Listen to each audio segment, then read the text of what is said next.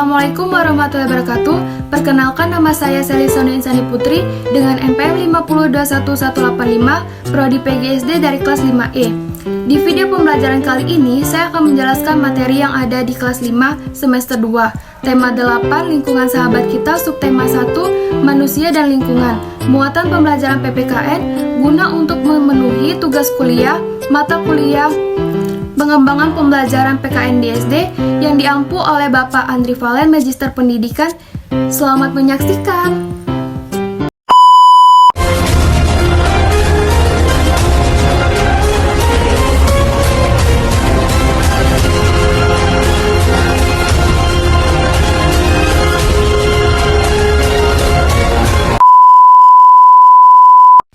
Indonesia adalah negara yang memiliki budaya dan adat istiadat yang berbeda-beda di setiap daerah.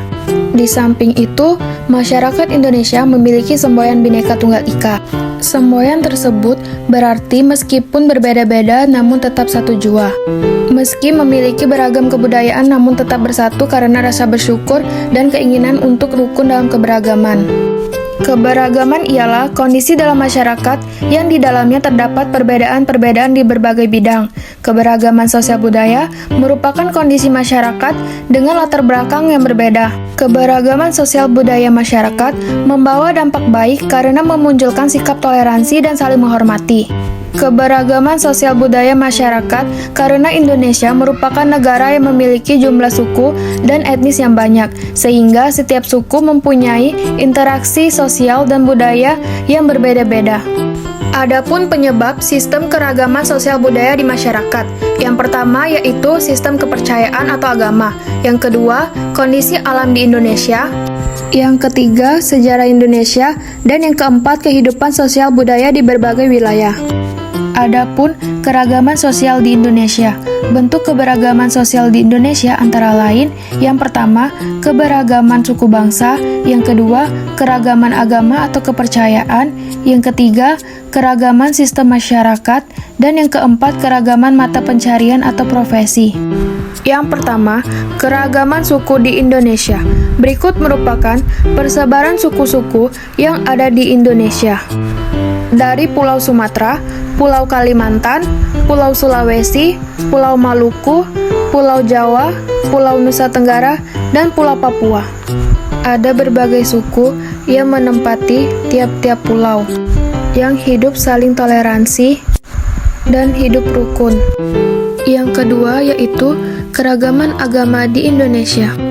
Ada 6 agama yang diakui di Indonesia antara lain Konghucu, Kristen, Buddha, Islam, Hindu, dan Katolik. Yang ketiga yaitu keragaman mata pencarian atau profesi. Ada berbagai profesi atau mata pencarian yang ada di Indonesia antara lain di bidang pertanian, di bidang peternakan, di bidang perkebunan, di bidang pertambangan, di bidang perdagangan, di bidang jasa, di bidang perindustrian, dan di bidang kehutanan. Bagian keempat yaitu keragaman budaya di Indonesia. Adapun bentuk keragaman budaya di Indonesia antara lain, yang pertama, keragaman bahasa daerah, yang kedua, keragaman rumah adat, yang ketiga, keragaman senjata tradisional, yang keempat, keragaman pakaian adat, yang kelima, keragaman lagu daerah, yang keenam, keragaman tarian daerah, yang ketujuh, keragaman permainan tradisional, dan yang kedelapan, keragaman adat istiadat. Yang pertama, keragaman bahasa daerah. Tiap suku daerah di Indonesia akan berkomunikasi dengan bahasa daerah masing-masing. Keragaman bahasa daerah tidak akan menjadi masalah, karena Indonesia memiliki bahasa persatuan yaitu bahasa Indonesia. Tahukah kamu, Indonesia memiliki 652 bahasa daerah yang telah diidentifikasi dan divalidasi. Bila diakumulasi, tiap provinsi adalah 733 bahasa daerah. Dengan catatan, bahasa di wilayah Nusa Tenggara Timur, Maluku, Maluku Utara, Papua, dan Papua Barat belum semua teridentifikasi. Perlu kalian tahu bahwa Papua memiliki paling banyak bahasa daerah, yaitu sekitar 384 bahasa daerah. Sedangkan jumlah persebaran bahasa berdasarkan wilayahnya, di Sumatera ada 26 bahasa daerah, di Kalimantan ada 57 bahasa daerah, di Jawa dan di Bali ada 10 bahasa daerah, Sulawesi 58 bahasa daerah, Maluku 66 bahasa daerah, dan Papua 384 bahasa daerah. Yang kedua, keragaman rumah adat. Berikut adalah 34 rumah adat yang ada di Indonesia, dari Sabang sampai Merauke. Yang ketiga, keragaman permainan tradisional. Berikut merupakan beberapa contoh keragaman permainan tradisional yang ada di Indonesia. Adapun cara menghargai keragaman di Indonesia. Cara menghargai keragaman budaya adalah sebagai berikut. Yang pertama, mau mempelajari budaya daerah sendiri. Yang kedua, menggunakan bahasa daerah sebagai bahasa sehari-hari dan bahasa Indonesia sebagai bahasa persatuan. Yang ketiga, menganggap semua budaya adalah baik dan patut untuk dilestarikan. Dan yang keempat, mengedepankan sikap toleransi dalam hidup. Sedangkan, cara menghargai keragaman sosial antara lain, yang pertama, tidak mencela mata pencarian atau profesi orang lain.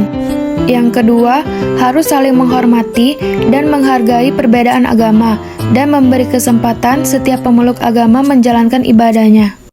Yang ketiga, tidak menganggap suku sendiri lebih unggul dibandingkan dengan suku yang lain. Dan yang keempat, saling mengutamakan persatuan dan kesatuan suatu bangsa. Yang kelima, mengkonsumsi buah dan makanan produk dalam negeri.